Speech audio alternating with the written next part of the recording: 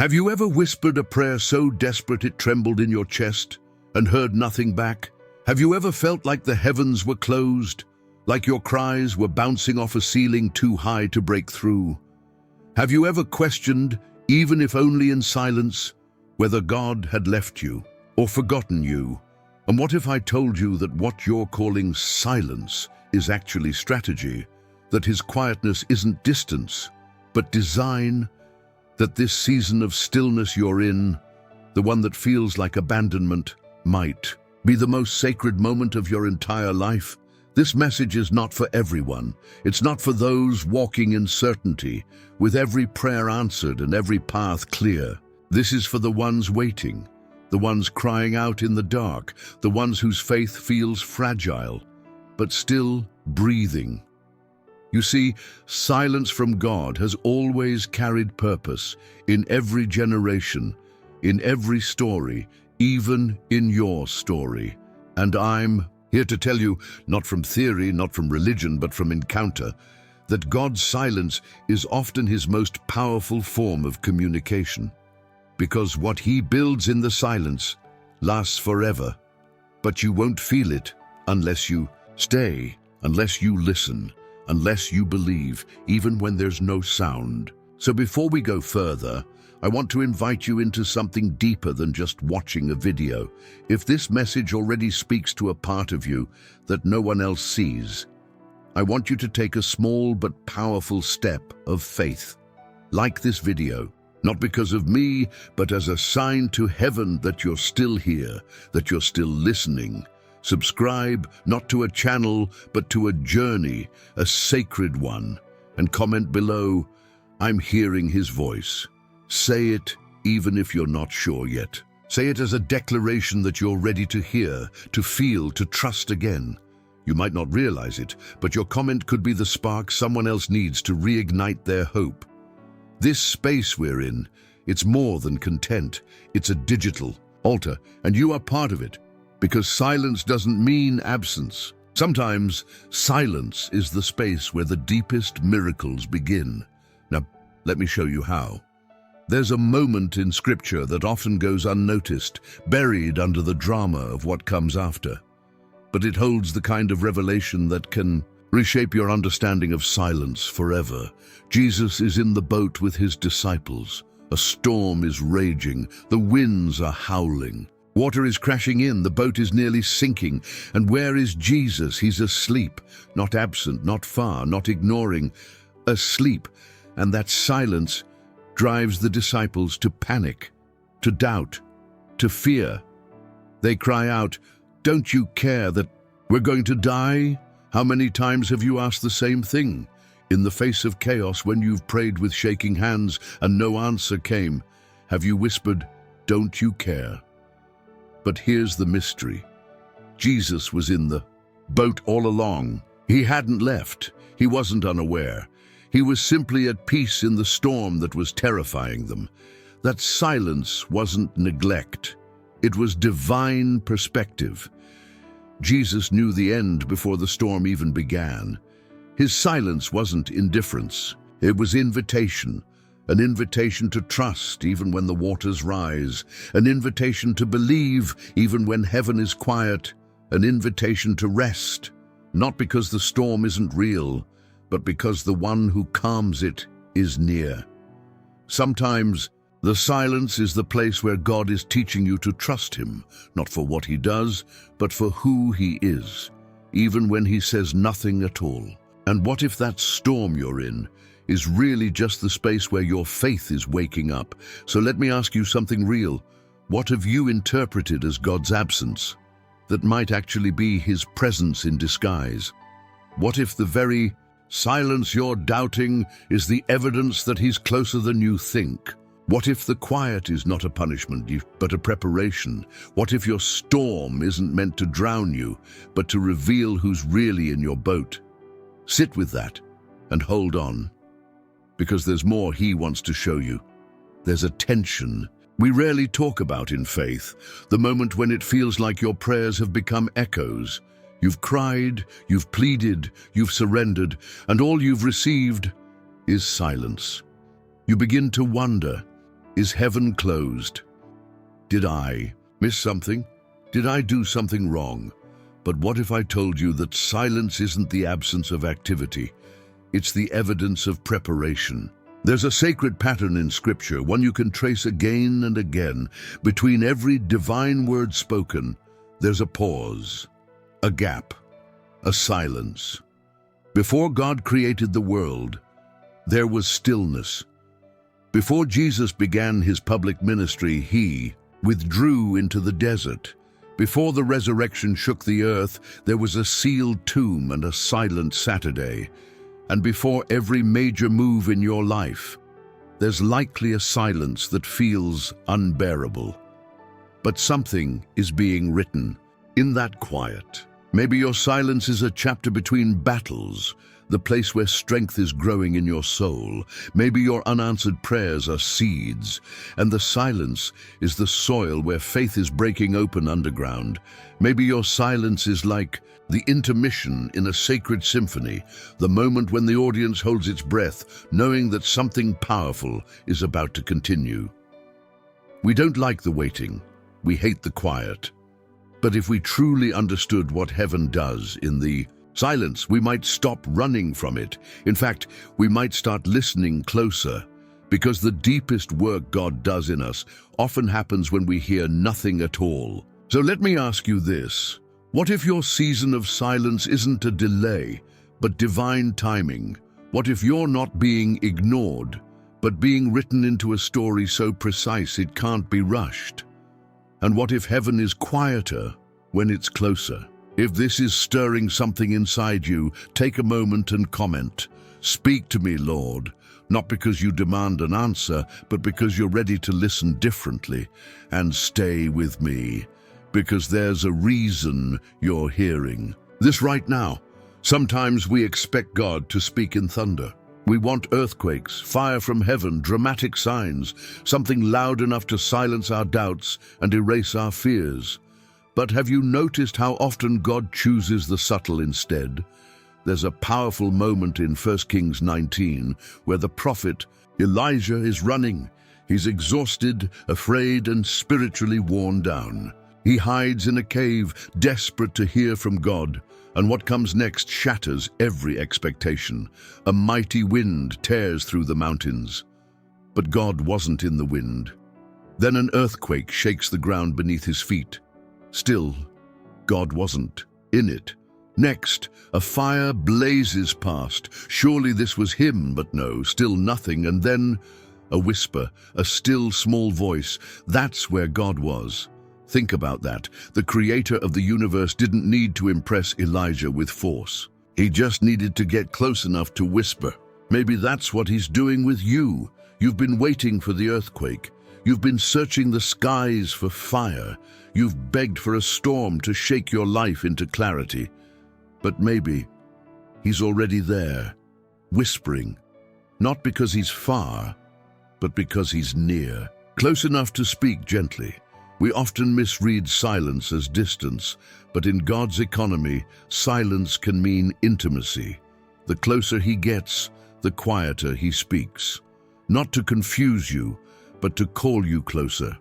Maybe he's drawing you into a kind of listening you've never known before, the kind that requires stillness, surrender, and trust. Maybe the answer isn't delayed. Maybe it's hidden in the quiet breath between your cries. And what if right now, God is not asking you to fight harder, but to sit longer, to stop filling the silence with fear and start letting it form you? So let me ask, are you afraid of the silence, or are you willing to enter it, believing he's already there because the whisper is coming, and those who listen hear the voice that shakes eternity? If this is unlocking something in you, take a second to like this video and help it reach someone else who needs this reminder. He's not far, he's whispering. There's a sacred pattern in how God moves, and if you look closely, you'll see it in almost every story that changed the course of history. First, there's the calling, then silence. And just when it feels like nothing is happening, the miracle. Let's go back to the story of Abraham. God makes him a promise. He'll be the father of nations. But the moment the promise is spoken, heaven goes quiet. For years, no signs, no confirmations, just silence. Sarah grows older. The crib stays empty. The nights get longer. Can you imagine the thoughts in Abraham's heart? Did I hear wrong? Was it just my imagination? Has God changed his mind? But here's what the silence was doing. It was stretching his faith, expanding his soul, and preparing his spirit for something bigger than he could understand. Because the longer the silence, the more miraculous the answer becomes. Isaac doesn't just arrive as a son, he arrives as a symbol, proof that silence is not abandonment, it's preparation. The same happens in the story of Lazarus. Jesus hears his friend is sick, but he waits. 2 days. Then Lazarus dies. It looks like absence, but Jesus isn't late. He's setting the stage. When he finally arrives and calls Lazarus from the tomb, people don't just see a healing. They see resurrection. They witness a glimpse of eternal power, something far greater than what they had originally hoped for. The silence created the space for something supernatural. So what about your story? What if this silence you're in is not the end of the story, but the build-up to the most unexpected move of God in your life? What if the delay is divine? What if, in the quiet, God is arranging everything, down to the second, so that when the answer comes, no one can say it was coincidence? And what if you're closer to the miracle than you realize, but you just need to keep walking through the stillness? Will you hold on through the silence long enough to see what it's been preparing you for? Because the moment is coming when silence turns into celebration, and you'll look back and say, it had to happen this way. It was never absence. It was the setup for glory. Let's talk about the desert, the place where nothing grows, where prayers echo back unanswered, where the soul feels dry and the heart feels abandoned. Some of the most powerful voices in Scripture were shaped in deserts. Not palaces, not stages, deserts. Moses didn't meet God in Egypt. He met him in the wilderness at the burning bush. After years of silence, failure, and hiddenness, 40 years with no sign, no direction, no explanation, just heat, dust, and silence. But that silence, it wasn't wasted. It was forming a man who would one day stand before Pharaoh and speak the impossible into reality. Elijah ran into the desert, drained and alone. He lay under a tree and asked God to take his life. He had seen fire fall from heaven, and still he doubted. He felt finished. But it was in that desert where the angel came, with bread, with rest, with a whisper of God's voice that shook his soul more than thunder ever could. The desert is not a detour, it's a divine classroom. It strips away the noise so you can hear the whisper. It starves your pride so you can feast on presence. It empties your hands so God can fill them with what truly matters. But here's the part we forget. Deserts are temporary. They feel eternal, but they are transitional. They are the space between promise and fulfillment, between calling and commission, between silence and glory. So if you're in a desert right now, don't curse it, don't despise it, ask. Instead, what is God forming in me here? Could it be that what feels like delay is actually deep transformation?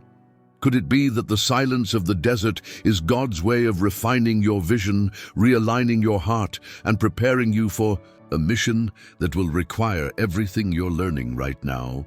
And could it be that the moment you step out of this desert, you'll carry a fire the world cannot extinguish? I'm hearing His voice. If that phrase just hit something deep in you, go ahead. Type it. Speak it into the silence. Let the desert hear it. Let your soul declare, I'm not alone in this wilderness. Have you ever stood in a storm, praying for shelter, and all you received was silence? Not a sign, not a whisper, nothing. It's in those moments when the soul begins to question everything. Is He even listening? Has He left me? Am I doing something wrong? But But what if the silence wasn't distance? What if the silence is presence in disguise? There's something profound we miss in the story of the disciples crossing the sea. The storm is raging, waves crashing, panic rising, and Jesus is asleep. Not absent, not gone, asleep. And what did they cry? "Teacher, don't you care if we drown?" That's the cry of someone who mistakes stillness for apathy. But Jesus wasn't absent. He was in the boat the whole time. And when he stood up, he didn't just calm the sea, he rebuked the fear. "Why are you so afraid? Do you still have no faith?" It's not that God isn't present, it's that our panic blinds us to his posture. Sometimes he's quiet because he's teaching us to trust what he already told us before the storm. Sometimes he's silent because he wants you to remember what he said in the light, when everything around you now looks dark. And sometimes, just sometimes, he is closest when he seems farthest, because he's holding everything together behind the veil, building strength in your spirit that could never be built if he removed the tension too early. Have you felt that recently? That strange mixture of abandonment and intimacy, where your heart aches, but something deeper says, "Keep going, don't stop. He's here, even if I can't feel it." That's not weakness, that's faith maturing. Because real faith isn't built on signs, it's built on trust in his character, even when his voice is nowhere to be found.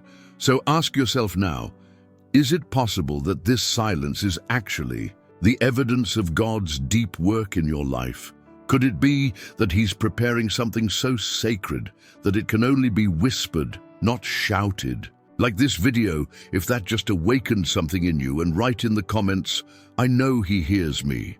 Let the silence become a sanctuary, not a sentence. How many times have you begged God for something you were sure would change everything, only to be met with complete silence? You cried, you pleaded, you bargained, and the heavens remained shut. But what if that silence wasn't rejection? What if that unanswered prayer was actually the greatest act of mercy?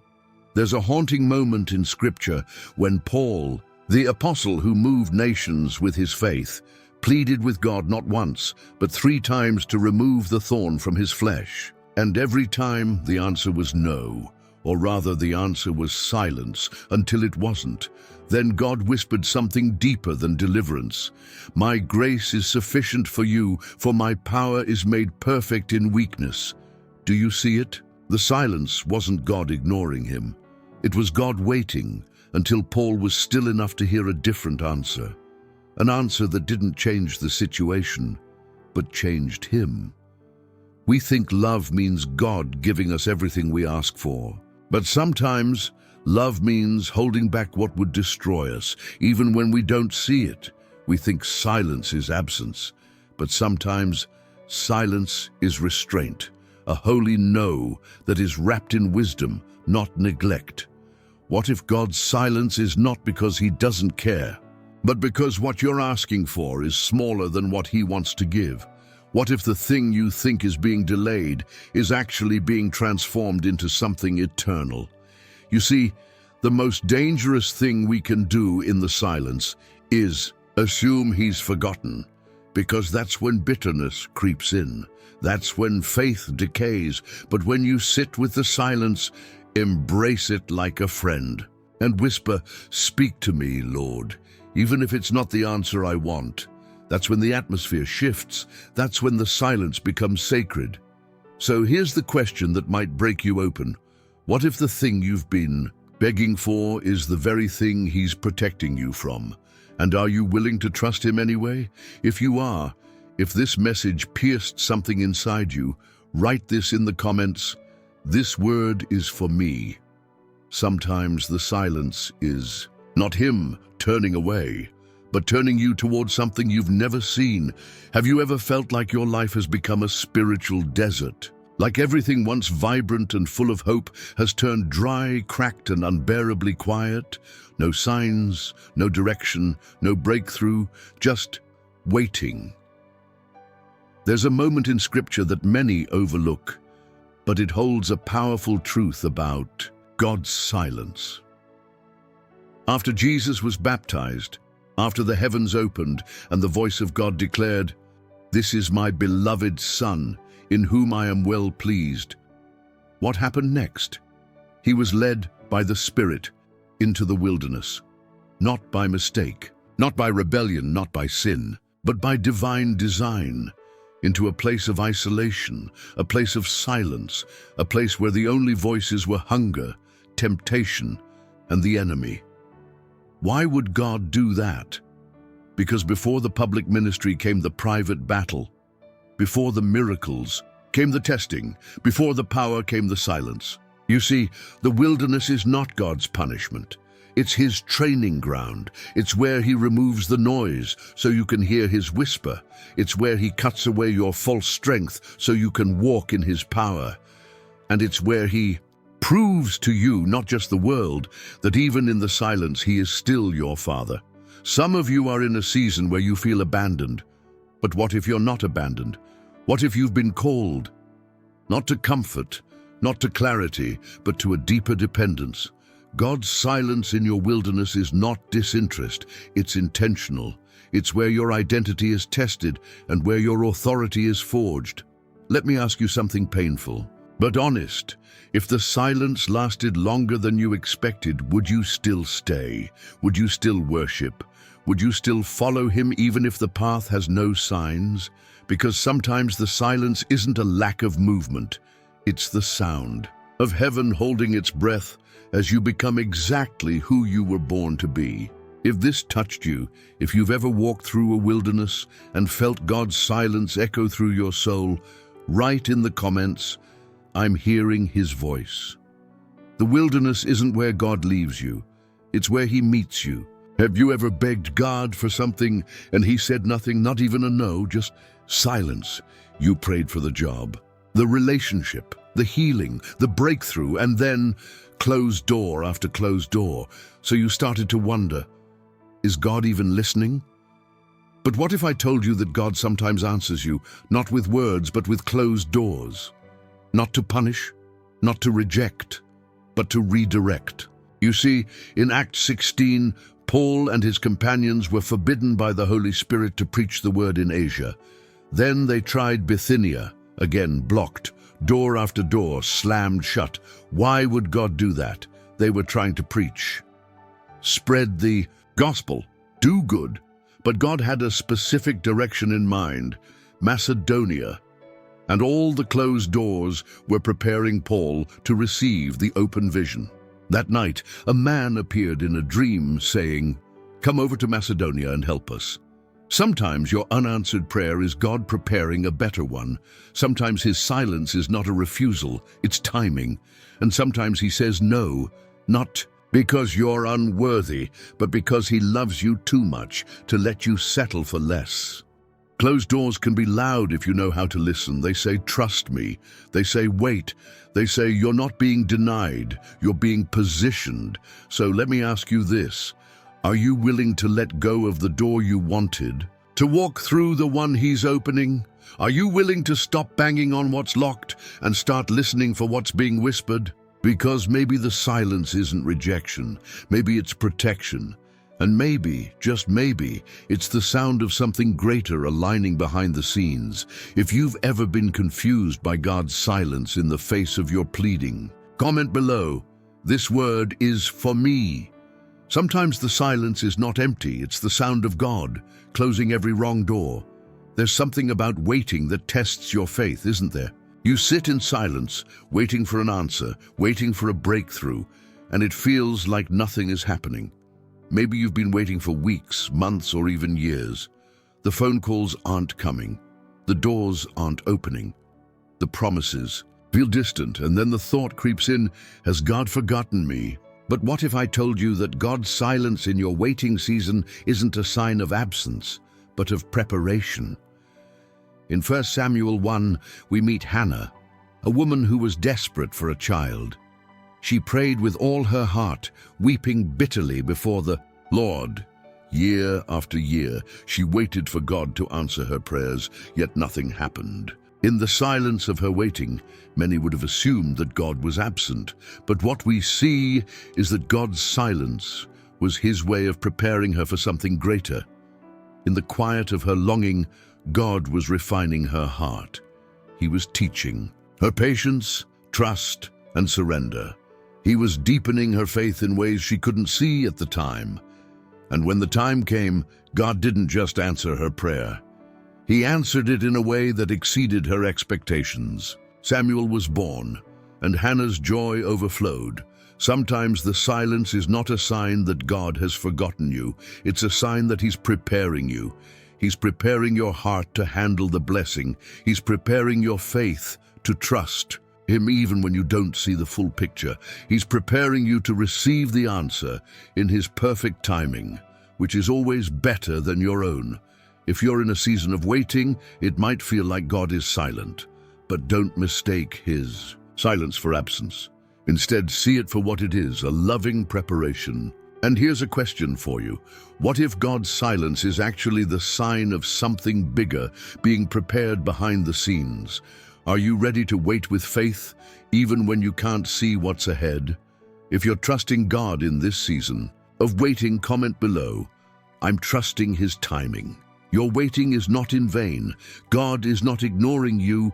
He is preparing you. Keep listening in the silence, because He's doing something in you that you can't yet see. If this word spoke to your heart, don't forget to like, subscribe, and share this message with someone who needs to hear it.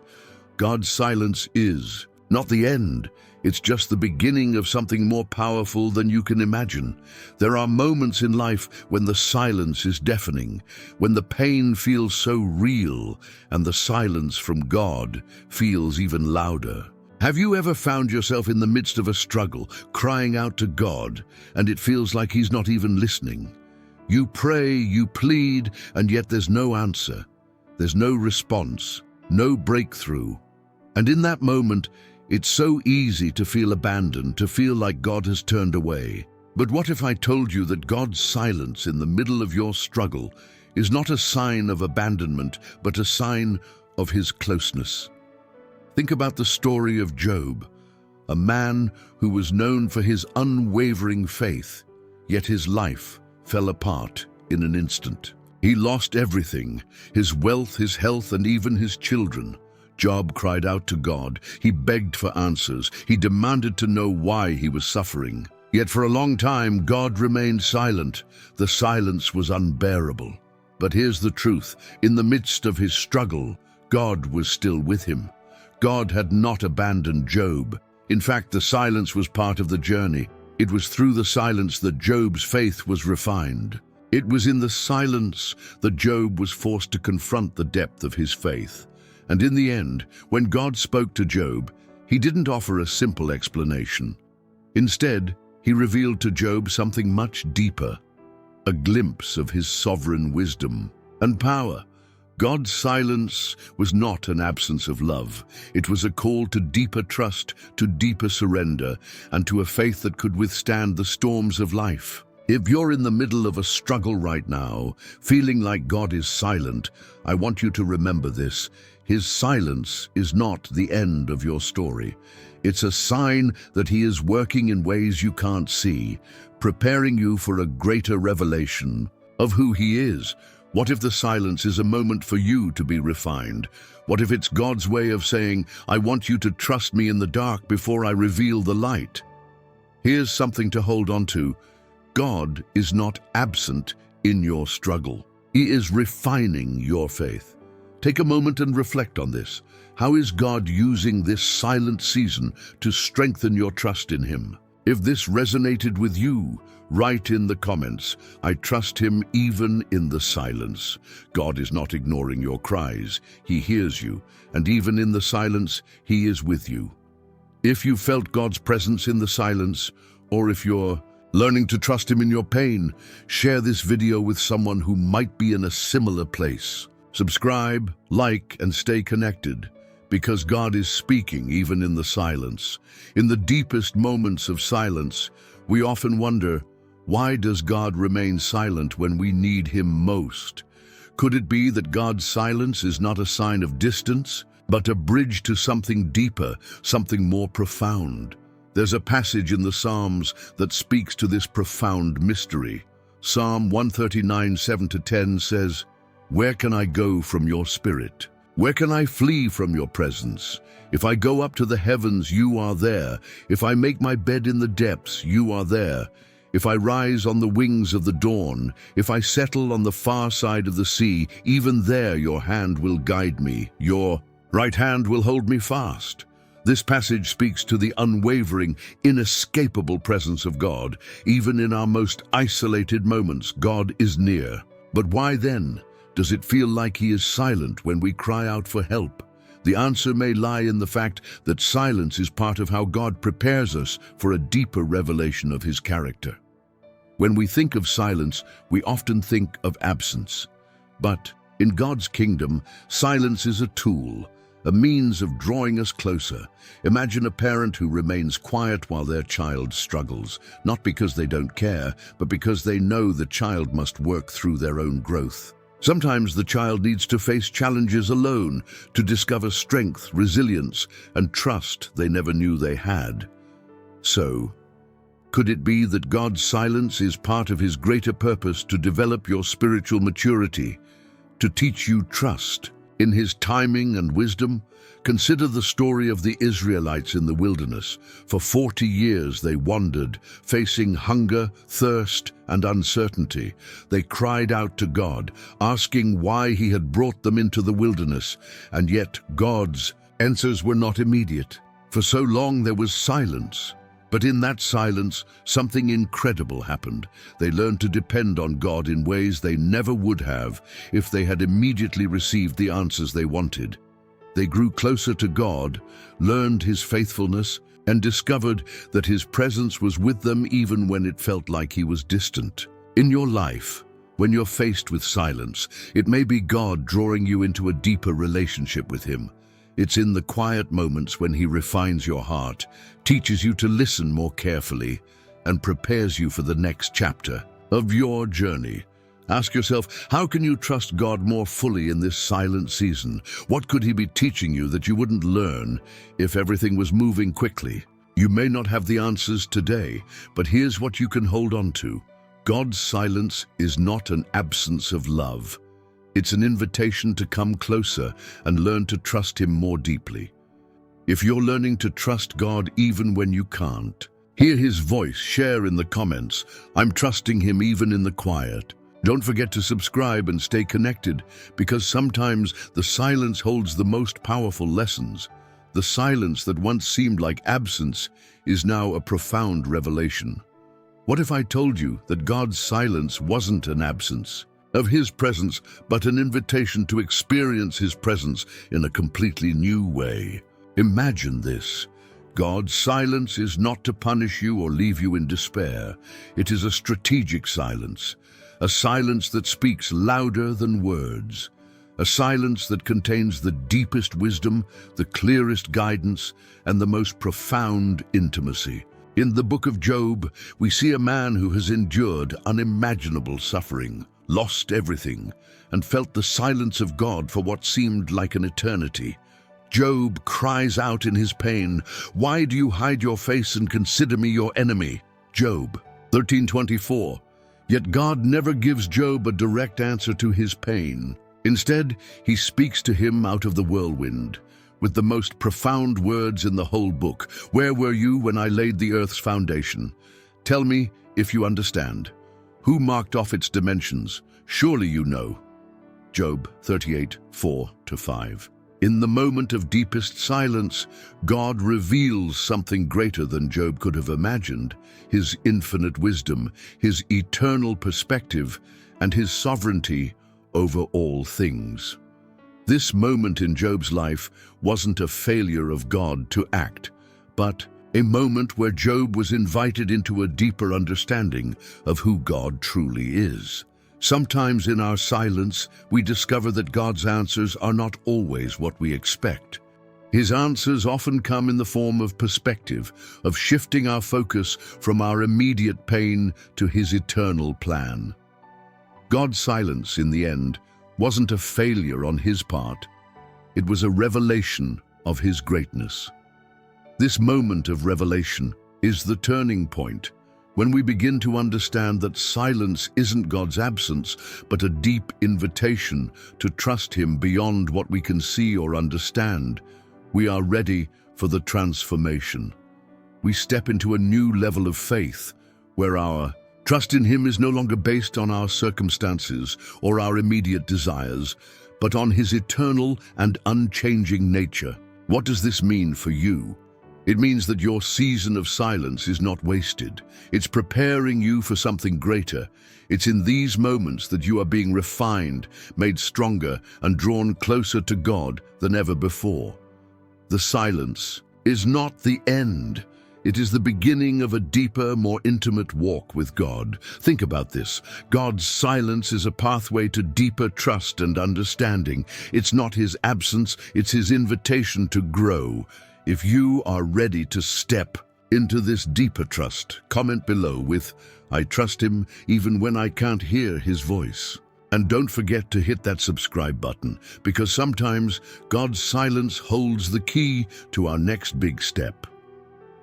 You've made it to the end of this journey, and I want to take a moment to say something incredibly important.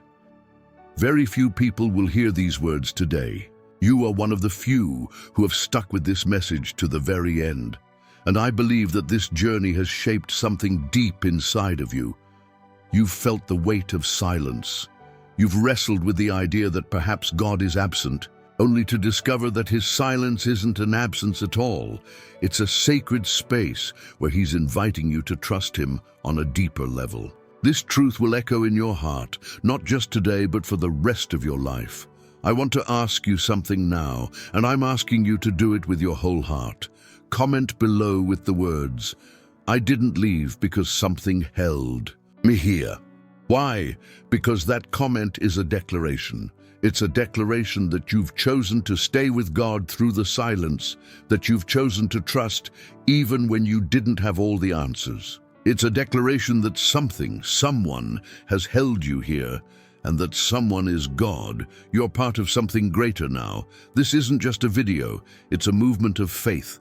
When you comment, when you share, when you subscribe, you are joining a community of believers who are ready to walk through silence, struggle, and triumph together.